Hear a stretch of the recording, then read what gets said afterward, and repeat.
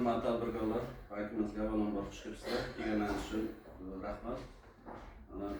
Navbatdagi noyabr oyini har oyda 3 ta uchrashuv belgilangan. Navbatdagi noyabr oyining birinchi uchrashuvi bugun. Uchrashuvda asosiy masala tadbirkorlarning masalasini ijobiy hal qilish, berilgan savollariga bank haqida tushunchalar berish. Qisqacha qilib aytganda, endi ko'pchilik baribir tadbirkorlar keladi bizga kredit masalasida. Qisqacha hammaga birdan tushunarli bo'lishi uchun har bitta admin savol bermas uchun kredit masalasida tushuncha berib bugungi kundagi bankimizda kreditlar. Endi hammalaringiz xabarlaringiz bor, mana prezident tomonidan juda ko'p tadbirkorlarga yengilliklar berilyapti. Birgina masalan prezident qarori bor, 312 sonli qaror. 100 million so'mgacha zoliksiz, ta'minotsiz kredit. 100 million 300 million so'mgacha biz nima bo'lsa ta'minot bilan. Yana mahalla loyihasi krediti bor, mana 50 million so'mgacha sug'urta bilan yoki kafil bo'lsa kafillik bilan. Bundan tashqari biznesga birinchi qadam 12 millionlik.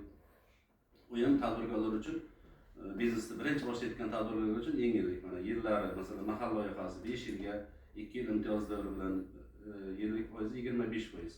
Agar xotin qizlar bo'lsa, ichimizda xotin qizlar bor ekan 23% dan beriladi.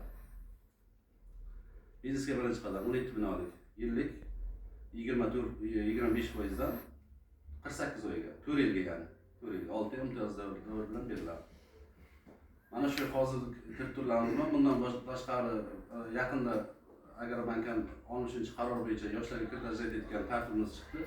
Kimda u tartib bo'yicha savollar bo'lsa, yana tushuncha beramiz. Ichimizda endi yoshlarimizdan bor ekan. Kimda nima taklif bor? Kim nima bilan kelgan taklif?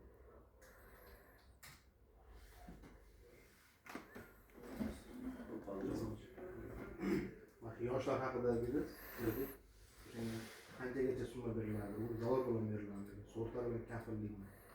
Yoshlargacha 100 million so'mgacha sug'urta bilan 100 million so'mgacha. 100 milliondan baland olinadigan nimalarga ta'minot bilan.